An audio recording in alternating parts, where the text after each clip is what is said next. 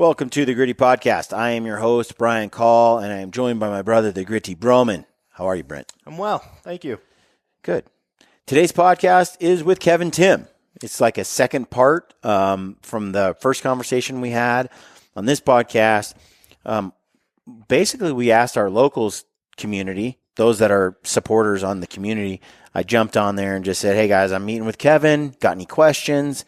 They threw up a bunch of questions, and Brent and I went through them with Kevin, and he answered all the questions on the show. So that's what this podcast is. It's just random questions about teepees and, I think the pack and ordering, like, the website, Some things questions like that. about the stoves as well and stuff, yeah. Yeah, so it's good stuff. And then at the end, we talk about Western mountaineering sleeping bags. Mm-hmm. And Kevin brings one of his in. He has the Badger. He throws it up on the table. Kevin loves that bag. And so we talk about that. There's things I love about the bag. Lampers. Things Lampers hates about Lampers that bag. is kind of like he still contends that the best sleeping bag on earth is the Stone Glacier Chilkoot. World's greatest sleeping bag, I think is what he calls it. World's locals, greatest you've heard all of this. sleeping bag. WGS, world's greatest sleeping bag. I don't know if that claim can be made, as I have trouble spreading my legs. One of my complaints, I like the Stone. I really do. It's a great bag. The zipper bothers me. I don't like how it's kind of underneath me, and I don't like how it gets caught constantly. It's a tiny little zipper. I really like the Western Mountaineering. It was so much better, and the way the baffle's closed. It's a better zipper design. Mm-hmm. I like them fat YKKs. Yeah. And then it doesn't get caught because it's got this taped edge that sort of holds it in place so you can't get the zipper all stuck.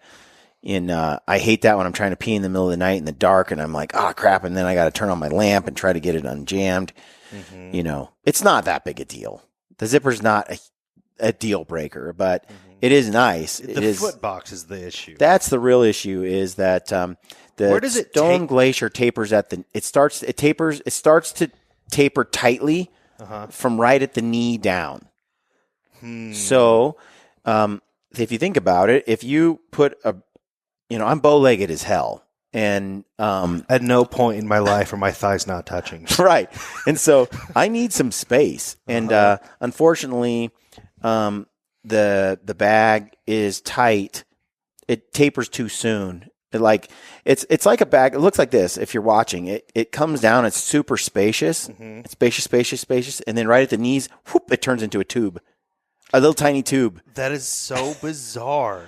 And I suppose if I got the tall version, then maybe I could leave the bottom of the bag without a foot of the bag there, and it would hit me below the knee. So if it tapered like that below the knee, it wouldn't be a big deal because I can still spread my legs and relax and sprawl out a little bit. But as it stands with its Chilkoot now, there's all this upper body room, but my legs must be tight together because it narrows so greatly toward the foot box. And it's like, why not just let that thing taper outward at the same rate or level all the way to the bottom? But it doesn't. And Brian, so that's a complaint. Yeah. But everybody's built a little different. That said, we show on this video that they put water on the bag. Kevin does. And Ryan's like, look, I've done that test, and the Chilkoot outperforms it when it comes to water resistance. Now, the Chilkoot has treated down in it, and the Western Mountaineering doesn't. But the Western Mountaineering has a nice shell, but so does the Chilkoot. So Ryan's like, look, I've got them both wet, and the Chilkoot has rivaled the Western Mountaineering. So for my part, I'm just like, look, I just want to keep testing new stuff. I won't really know until I use them side by side.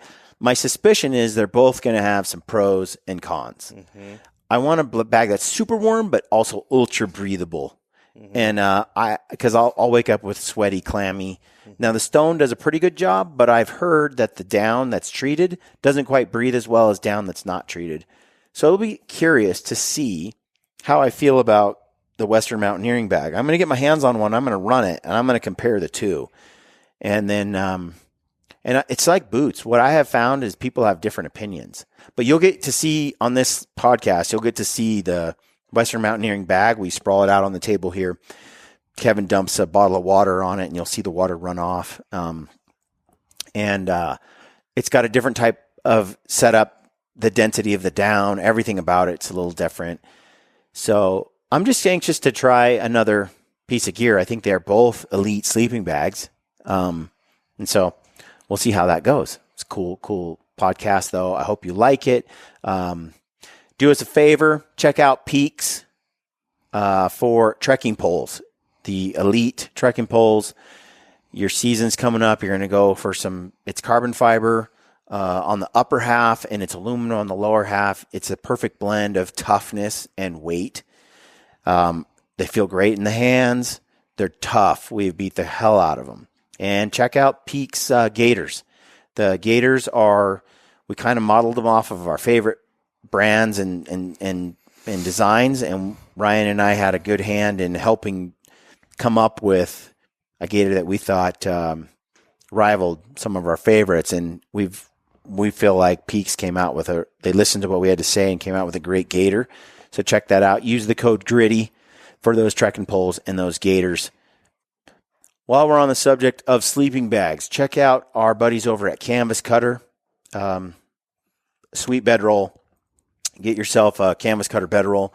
It's a stellar piece of gear. Use the code GRITTY over there, and use the code GRITTY at Treeline Academy and get yourself signed up for the e-scouting courses, especially those elk ones. They're worth every penny. Can't recommend those enough. All right, let's get into the show. Let us know what you think in the comments below. Ask us any questions there. We'll try to get back to you, and stay gritty.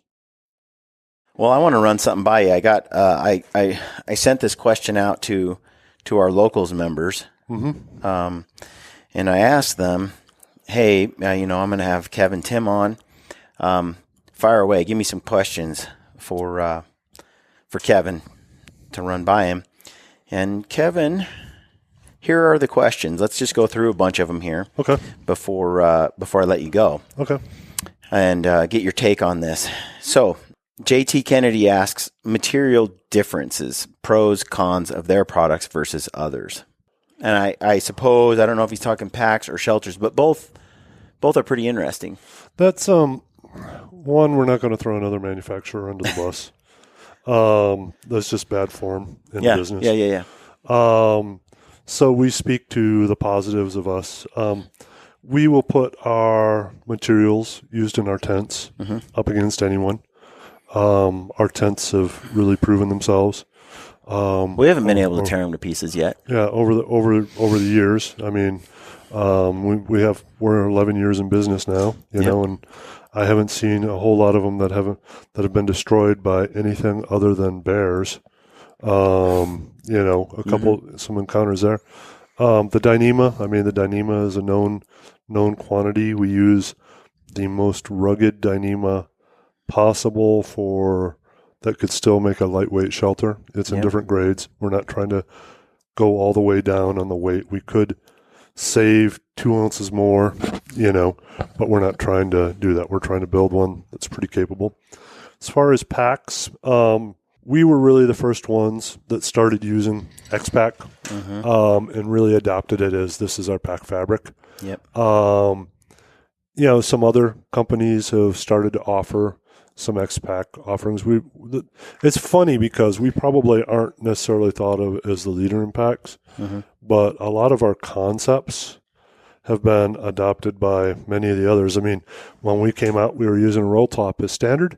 Now I think the bulk of the manufacturers in the hunting market, in the high-end hunting market, or several of them are using a roll top kind of design. We also were, to my knowledge, the first one that had a piggyback compression day pack panel. I'll be honest, this isn't like we came up with this from, we actually stole this concept from an old 90s Osprey, and modified it for our use. And we thought in a hunting situation, having a little day pack would be a great little option, know. But now some others are doing similar as well. We're the first ones that had the adjustable frame height. Now some others, I know of one other company that allows you to adjust the frame height up a little bit for heavier loads.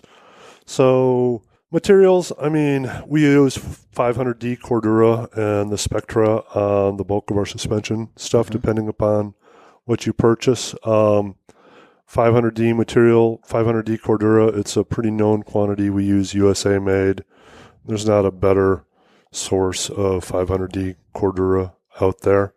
The Spectra itself, I mean, we got into Spectra because Spectra asked us to build them some spec packs because they wanted to introduce more recreational fabrics for ISPO. And so we agreed, and we built some stuff for the Germany ISPO show and got a feel of some of the fabrics they were doing, and then we started to kind of work with the mill. We also have another fabric option in-house that would build an absolute sick pack. Won't look like a hunting pack because it will be a white pack, but we actually have an opportunity for a pure Spectra style, like pure woven, that is waterproof. I have a sample of it sitting at my shop. It's not cheap. We probably won't offer it because the aesthetic, I don't think hunters are going to want a white pack, right? But as far as performance, it would be second to none. Okay. Another question. I'll be headed, this is Alhorn 87. I'll be headed to Southeast Alaska in August to hunt blacktail. I have a Cimarron with a stove. It's going to rain a bunch, and I have no illusion of being dry on the hunt. But I'm wondering what you could recommend as my best strategy for moisture management. Thank you. Liners. I mean, liners are going to be your best way. And attempting to find a dry spot using some kind of floor mat, just to stop that condensation. Making sure your shelter is seam sealed as well, is just going to be huge. So liners, seam sealing, and some kind of ground mat to keep the moisture from rising into your shelter, as well as running that stove as often as possible, is going to keep you as dry as you can really get up there. Yeah, and it depends if you're moving camp every day or if you're not. And I mean, there's some people that do run our shelters in Alaska without liners in the more wet parts. I mean, I've seen Steve, referring back to Meat Eater, I've seen them using the little bug out on, is it Prince of Wales Island several times. That's very wet. That doesn't even have a liner option. But the bulk of people, I've also in Seward been as wet as I've ever been, and it was like water was coming from every direction, and I couldn't have imagined being in a tent without a liner. So he's got the Cimarron with his stove. There's not a lot of wood on Kodiak. I mean, you can find some brush and some things that you can chop up, and people think when we're hunting, there's like enough. This mule deer, we could find wood. We sell enough hot tents to Kodiak. I mean, if you go look at our forum, same with us in the plains, mule deer plains hunt that we've been doing. There, you can find wood. It looks like there's no wood, but you get out there and there's little cuts, and then there's some wood there. And there's some old. As I said, we have a pretty big fan base on Kodiak, and they're pretty. I wouldn't want to do that hunt without a stove. So you're saying Cimarron, get the liner though if he doesn't have one. Yep. Yeah. Run a liner with the stove, and also a better than average ground cloth. Yeah, something like a Tyvek ground cloth, something that's going to be waterproof, can prevent that vapor barrier in place. Yeah. Now, Southeast and Kodiak are a bit different. Southeast is going to be probably far more wet than Kodiak. Our Kodiak people that I know, Prince of Wales Island, Southeast, you're going to have Ketchikan. You're going to have a lot more wood and whatnot. But our Kodiak people that I know, speaking specifically of them, they actually don't run liners. They elevate the shelter a few inches off the ground and run the stove. Okay. That is what they do. There's numerous videos on our forums. That's right. On that. I don't know if I've ever run a liner yet in any of my. I don't think I've ever run a Seek yet with a liner. There's so little situations in kind of the like Colorado, Utah area that you really need a liner. I mean, there's times where I say I could have used one, but it didn't. Even in Kodiak, we didn't use liners. Yeah. And we were in teepees and stuff. Yeah. Most of our people there don't on Kodiak. Southeast, Well, I think most of our customers in Southeast, they're pretty adamant about buying a liner. We use it in Washington, I guess I haven't hunted a lot of yet in the super wet, other than Kodiak. And it was pretty late in the season, a little snow mixed with rain. But that condensation really is a mess when you're in Prince of Wales Island or that kind of thing. Okay, that's where wood is everything in burning, because you can just crisp dry out everything every night. It's a game changer. A good fire starting strategy is important. Yeah. So, are you going to make a Aeolus type shelter with a stove, Jack? You have the Silex. The Aeolus really isn't built for that. Why wouldn't you just get a Silex instead? We do plan to add one to the Aeolus at some point. The Silex goes to the ground, though, a lot better than the Aeolus. But a stove still warms up in an Aeolus fairly well. Okay. But yes, the Silex goes to the ground better. We've had plans to add one to it, but frankly, we've been busy. We've been busy. COVID increased our business, and it's still been, like I said, we have like a professional football team working for us now, and we've hired. We're getting a new shop, another building. We're bringing in another. 9,500 square foot place? So we're going to actually have multiple facilities. It's kind of getting a little bit beyond what I imagined, from making some gear, but it's good to have. Yeah, it's a good problem. Okay, so what about this?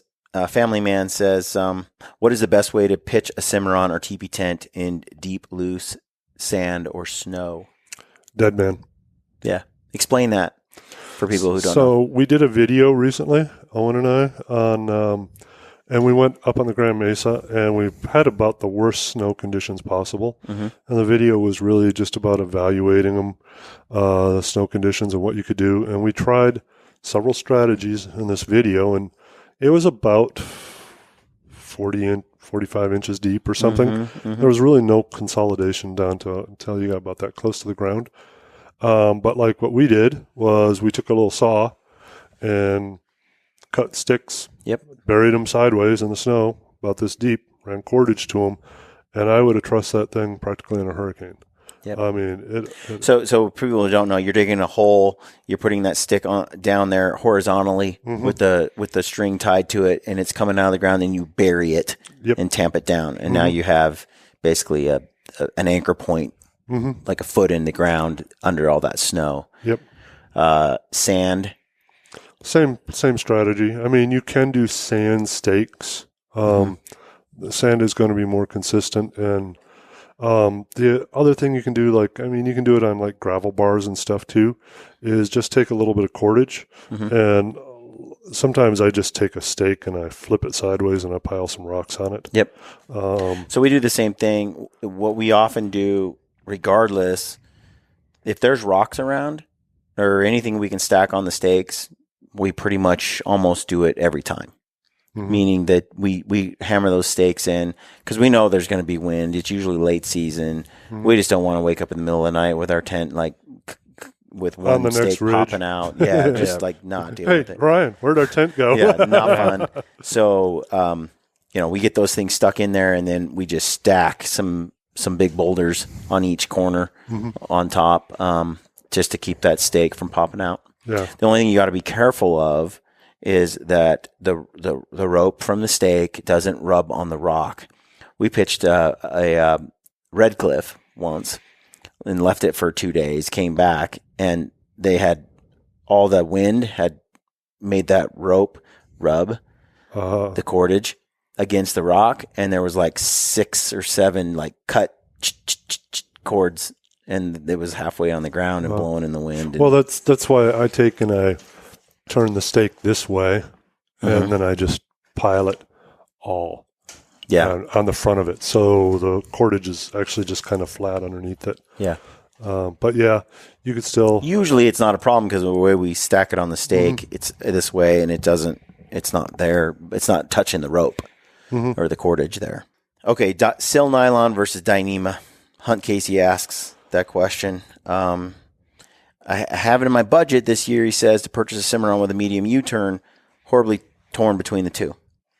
Well, I think we discussed that question a little bit before, and I think all three of us will pick the Dyneema every day.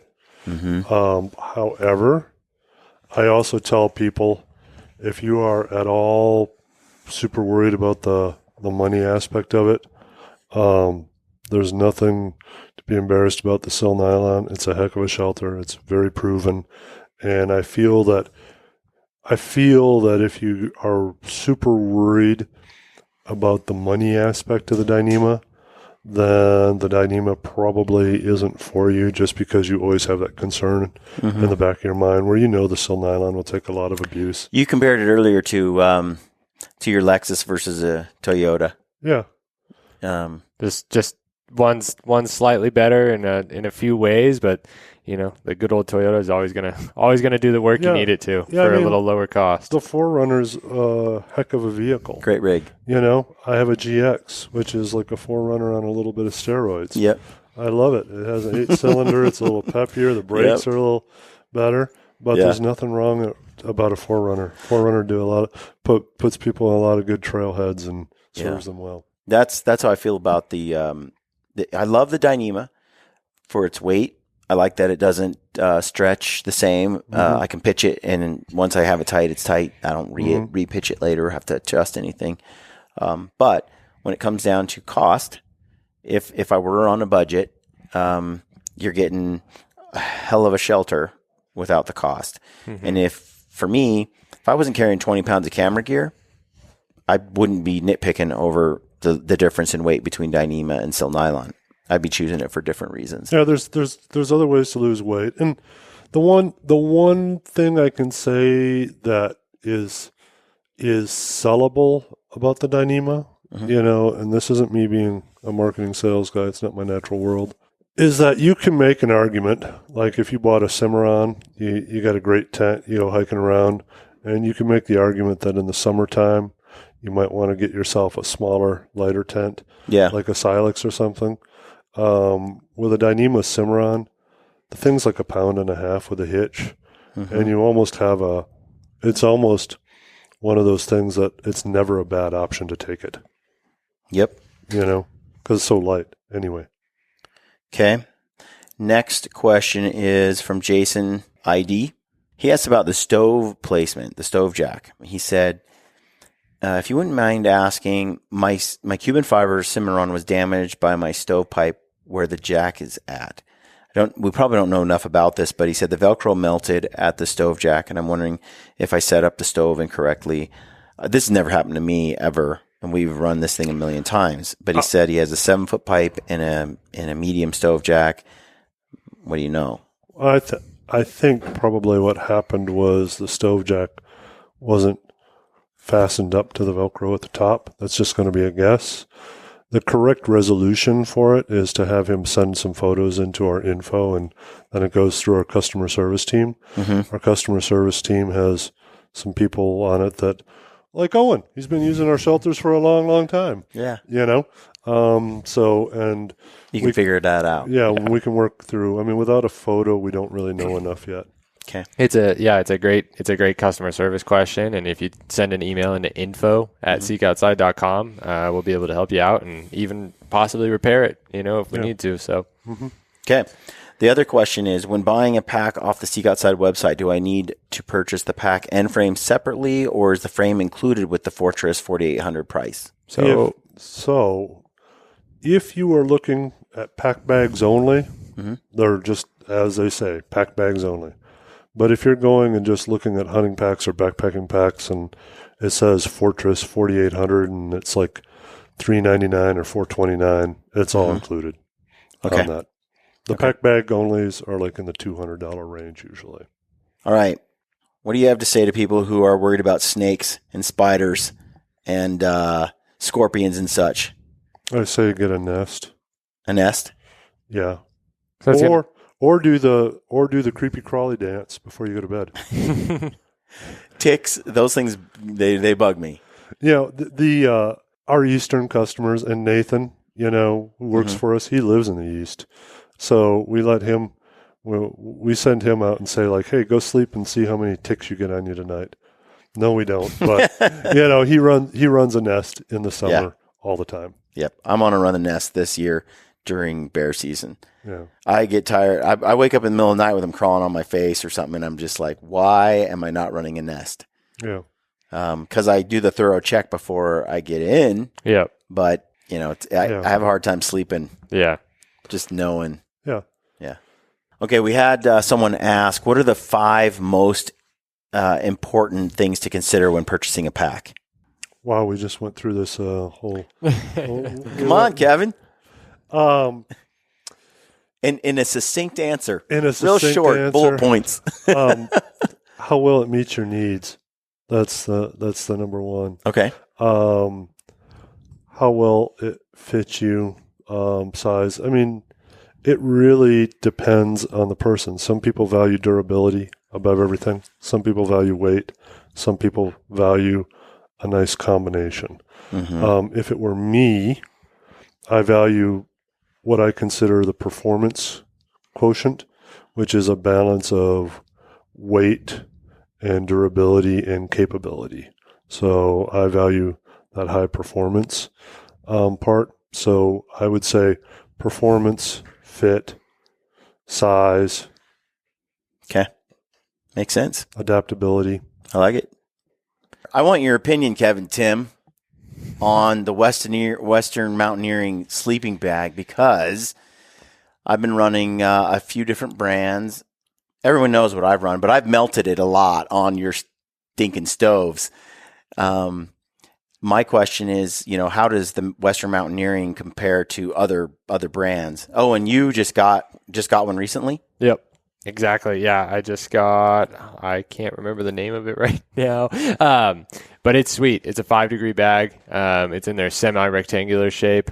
So there's tons of room. It's still fairly lightweight. Yeah. And it packs down still pretty small. It's got tons of loft. And the craziest difference I found was, when you're in those bags, they're almost waterproof for the most part in the microfiber. And then they breathe really nicely. So, you have a 5-degree bag and it's not feeling sweaty at 30 degrees. Whereas in, other brands I've been in, you get really clammy and you get really nasty, and it makes you feel dirty, especially when you're out in the woods. So I would say there's a huge difference. I think they are the standard that most bags should be judged against. That's a bold statement. Well, Brian, get one and then go find a bag that is better at sleep in it for a while, and then start finding what is better. What is it that makes it better? I think their shell materials are very good, particularly the microfiber. You saw I poured water on the bag I showed you earlier today, and none of it soaked in. I just poured it on there. So the zipper was the zipper in and out. Doesn't snag. Yep. Differential cut in the hood. Let's get our hands on it here. Yeah. And here, we'll even go with the water test again. So, first off, you can go ahead and do the zipper. I mean, I hate a zipper that snags, especially in the middle of the night when I have to relieve myself. The zipper, I noticed right away, it doesn't catch on its own material. The bag is flat like this. A lot of times, you're catching the zipper inside your sleeping bag constantly. Yeah. Constantly. And it's got this little thing on both sides, this little smooth material that keeps it, but it still has the baffle on the other side, but just keeps the baffle from getting stuck in the zipper. Yeah. It's nice. Exactly. They have a differential cut hood, which means that the way the hood is cut, it really seals around your head. The draft collars are very lofty. The shell material, is essentially waterproof, Dude, that's crazy. And they breathe very well. The shell material is 2000 hydro mm, which is, the stitching isn't waterproof, but the rest of it is. They're also naturally overstuffed. It's how they calculate. They use say 850 or something is what they calculate for their fill on. but most of the time they use like a 950 grade fill or the highest grade fill they can find.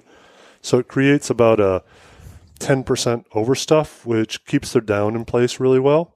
And then for me, now there's some other bags that are really well made too. Feathered Friends makes a really nice bag. I don't think Feathered Friends bags breathe as well from the ones I've had. Maybe I'm wrong on that, but I don't. My personal experience is that.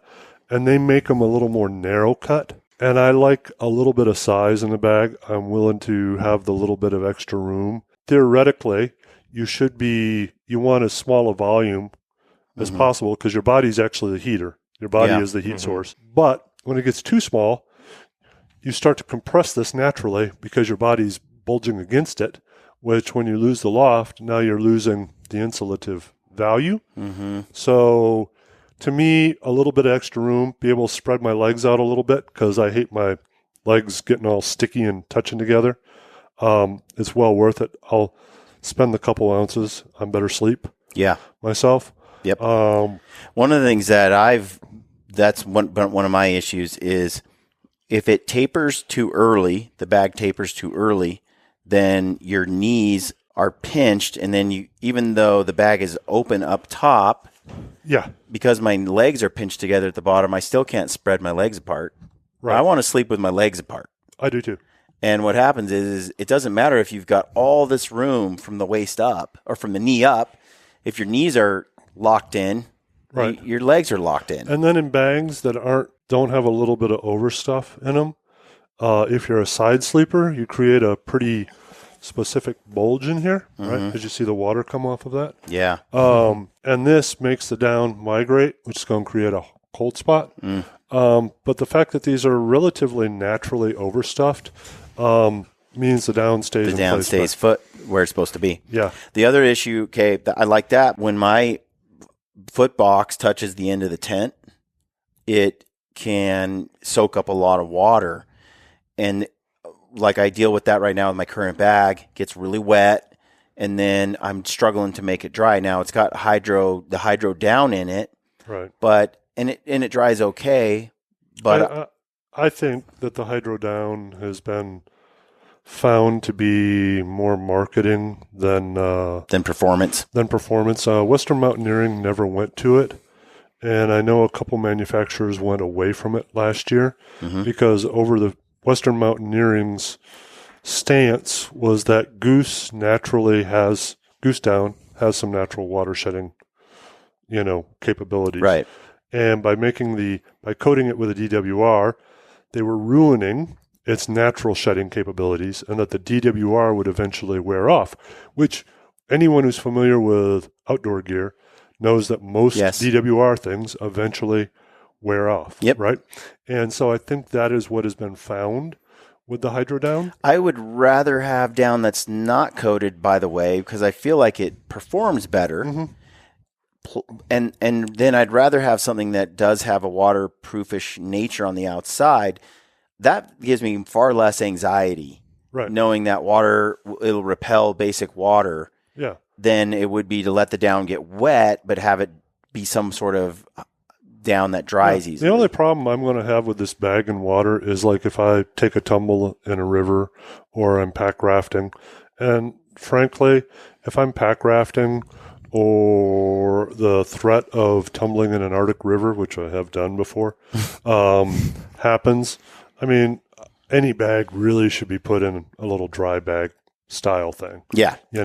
Well, I'm going to try this bag. I'm going to give it a whirl. I like my bag right now, but like I said, I've had issues. Those are my issues really. The zipper is a problem. The shape of the bag from the knees down is a little bit of a problem. I got a big giant butt and thighs. I'm one of those guys standing right now. My thighs touch almost down to my knees. Okay? That's I need to stand like a man. And that means I need space. Yeah. And so it's a little crowded toward the bottom. Like I said, I can't spread my legs the way I want. But the other thing is it gets wet, and I'm constantly dealing with drying out my bag or having to dry it out. You don't want to take a wet bag that got wet all night, and then stuff it in your pack and hike all day and then bring it out at night and it's still wet. Yeah. Now, the Seek Outside stoves are a game changer for that because I can grab that stove and I can set it up and dry it out. But that means I'm sitting there in the morning when I just want to relax and do other stuff. I'm sitting there spending 40 minutes trying to dry out my bag and eat breakfast at the same time every day. Yeah. Well, and your previous bag got kind of wet at times too. Yeah. It was not this style of water resistance on it.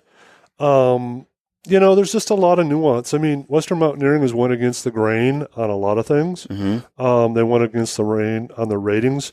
The bulk of people say that they are relatively true to rating. Yeah. I would say, in their 20-degree bag, I a lot of times carry a Kestrel thermometer. Mm-hmm. And I found myself usually feeling a little bit chilled, like right around 22 or something.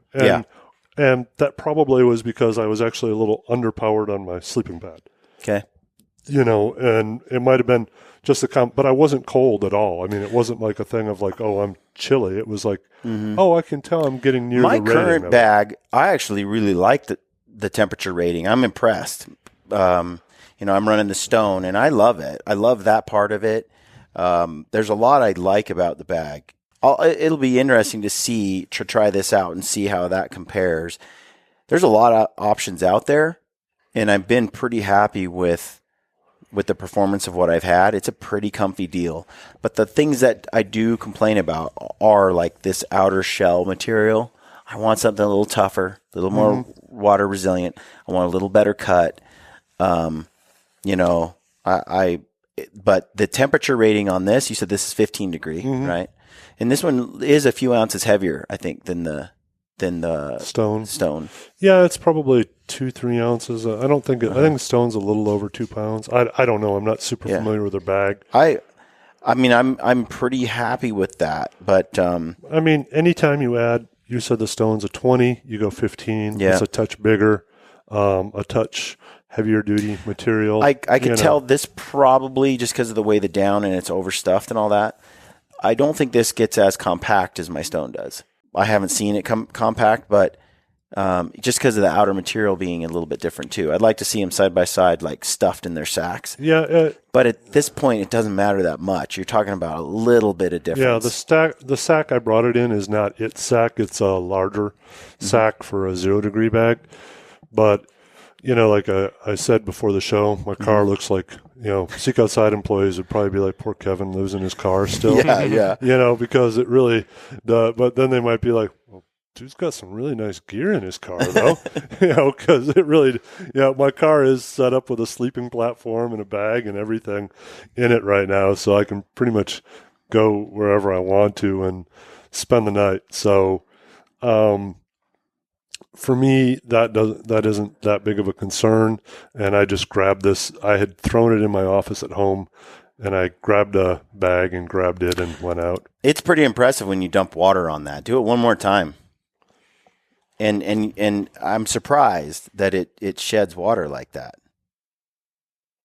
and it really doesn't soak up. We left it on there for quite a while. I'm sure the stitching. Yeah, the stitching isn't waterproof. But, man, so when you are touching that tent wall and it's damp and wet. It's not a concern. Wow. A little bit of water isn't a big concern for me in this. I don't want to sleep in a puddle or anything, but yeah, the rest of it is.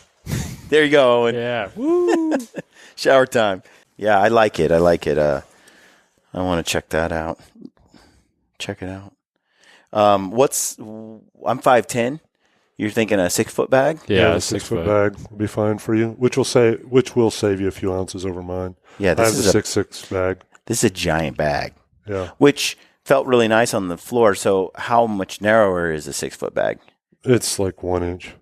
There's very little difference. A friend of mine who used to do guiding in South America and the Andes, he said this is his all-time favorite bag. And the reason being is that it was big enough that it was very easy to wear, a puffy jacket underneath it if you had weather and stuff come in to increase, Yep. You can, if you have a small bag, you end up putting a puffy jacket in there isn't as effective as it would be, because you're compressing the down, right? Yep. But if you already have that stuff, you can extend it. He said he's taken it below zero a lot of times by just adding his clothes in South America, ski guiding. Right on. All right, folks. Well, let's wrap this up, Kevin. We'll sit down and do another one here in a month or two after we've played around with the gear and used a little bit more of it. And thanks for sharing your experience, your knowledge. Folks, check out Seek Outside, both on social. You guys are doing a podcast a little bit too, right? Yeah, we are. And you can come on sometime if you ever want. I'd love to come on. So they can find you on iTunes. Is that where are you hosting it's on all the things. It's on all the major iTunes, Spotify, all that. Our podcast isn't necessarily about selling our gear. It's more about doing stuff outdoors. Yeah. Executing a fly-in hunt or things like that. It's awesome. So, yeah. I love it. All right, folks, thanks for tuning in. Stay gritty.